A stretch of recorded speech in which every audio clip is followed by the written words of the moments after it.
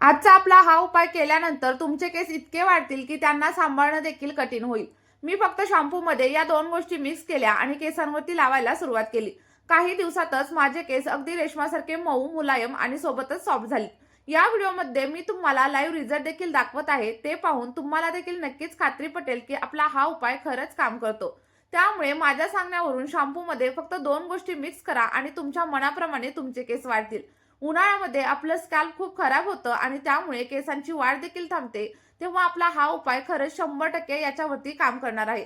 आणि या व्हिडिओमध्ये मी तुम्हाला शॅम्पू लावण्याचे दोन वेगवेगळे प्रकार सांगणार आहे, ज्यामुळे तुम्हाला दोन वेगवेगळे असे फायदे मिळतील.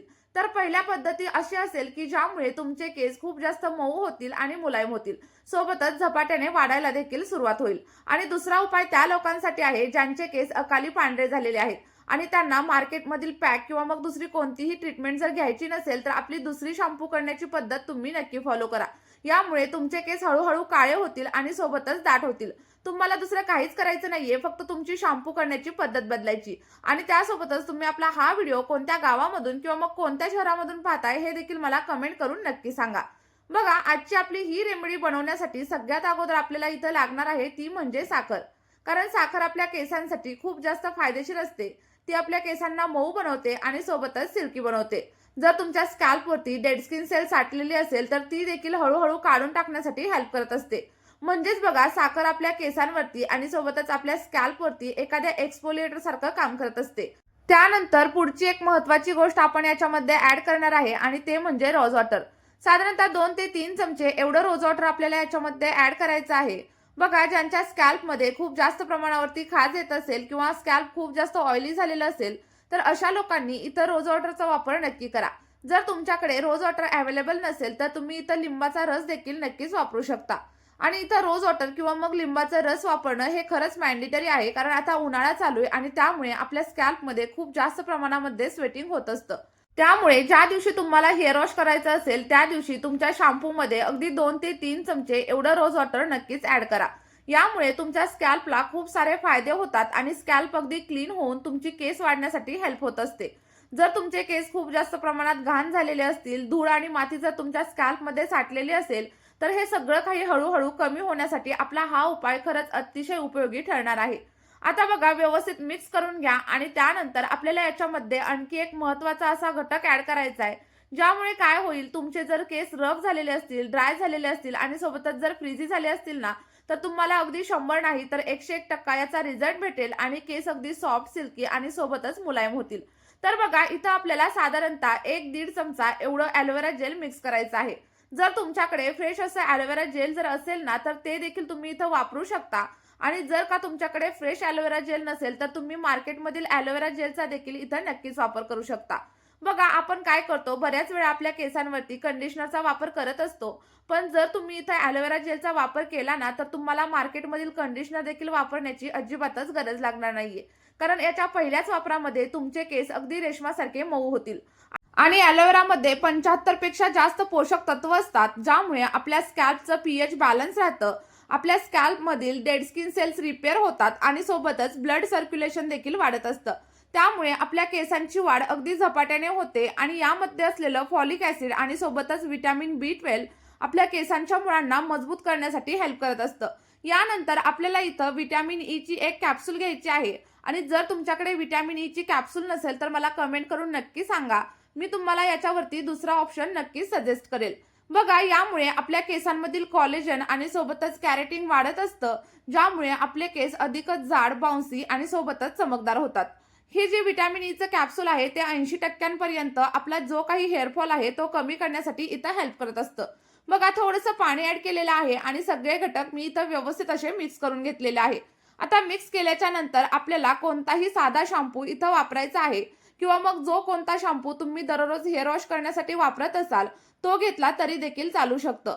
बघा, अशा प्रकारे जेव्हा आपण शॅम्पू वापरतो तेव्हा आपलं केस गळणं बंद होतं आणि त्यासोबतच केस अगदी दाट आणि सोबतच चमकदार होतात. आपण जेव्हा शॅम्पू डायरेक्ट स्कॅल्पवरती लावतो तेव्हा त्याचे खूप दुष्परिणाम आपल्या केसांवरती होत असतात. त्यामुळे ती पद्धत तुम्ही इथं अजिबातच फॉलो करू नका. फक्त मी सांगितलेल्या या पद्धतीने तुम्ही तुमच्या केसांवरती शॅम्पू अप्लाय करून बघा. बघा, 1 ते 2 आठवड्यात तुम्हाला तुमच्या केसांवरती खूप छान असे रिझल्ट भेटतील याची गॅरंटी तुम्हाला मी देते. आता बघा तुमच्या आवश्यकतेनुसार कमी किंवा जास्त जेवढा पाहिजे तेवढा शॅम्पू याच्यामध्ये मिक्स करा आणि त्यानंतर सगळं काही मिश्रण व्यवस्थित असं हलवून घ्या. आता हलवून घेतल्याच्या नंतर आपण याच्यामध्ये आणखी एक महत्त्वाची गोष्ट घालणार आहे, जी पांढरे केस काळे करण्यासाठी आपल्याला मदत करते. बघा यासाठी मी काळे जिरे म्हणजेच कलौंजी आणि सोबतच हळद काळी होईपर्यंत भाजून घेतलेली आहे आणि त्यानंतर आपल्याला हे आपल्या आवश्यकतेनुसार आपल्या शॅम्पूमध्ये ॲड करायचं आहे. बघा इथं साधारणतः 1 चमचा एवढी पावडर मी याच्यामध्ये ॲड केलेली आहे आणि त्यानंतर आपलं सगळं काही मिश्रण आपल्याला व्यवस्थित मिक्स करून घ्यायचं आहे. आता आपला जो काही शॅम्पू आहे तो इथं रेडी झालाय. तर तो वापरण्याची जी काही योग्य पद्धत आहे ती देखील आपल्याला पुढे पाहायची आहे. आणि मी ज्या पद्धतीने तुम्हाला सांगतेय ना, सेम त्याच पद्धतीने तुम्ही हे जे शॅम्पू आहे ते तुमच्या केसांवरती ॲप्लाय करून बघा. तुम्हाला अगदी 2 ते 3 आठवड्यांमध्ये अप्रतिम असे रिझल्ट तुमच्या केसांवरती पाहायला मिळणार आहेत. त्यानंतर बघा जेव्हा तुम्हाला हेअर वॉश करायचा असेल ना, तेव्हा आपला हा जो शॅम्पू आहे यानेच तुम्ही हेअर वॉश करा. आता हेअर वॉश करण्याच्या टायमिंगला साधारणतः 1 ग्लास किंवा मग अर्धा ग्लास एवढं पाणी आपल्या या शॅम्पूमध्ये ॲड करायचं आणि त्यानंतर या शॅम्पूने हेअर वॉश करायचा. आता आपला हा जो तयार झालेला शॅम्पू आहे तो अशा लोकांनी वापरा ज्या लोकांना पांढऱ्या केसाची समस्या खूप जास्त प्रमाणावरती त्रास देत असेल आणि ज्या लोकांना केस फक्त सिल्की, सॉफ्ट आणि सोबतच लांब करायचे असतील तर त्यांनी आपली जी काही पहिली पद्धत होती ती वापरली तरी देखील चालू शकतं. आता तुम्हाला एक प्रश्न पडलेला असेल की हे जे आपण मिश्रण बनवलंय ते आपण स्टोअर वगैरे करून ठेवू शकतो का?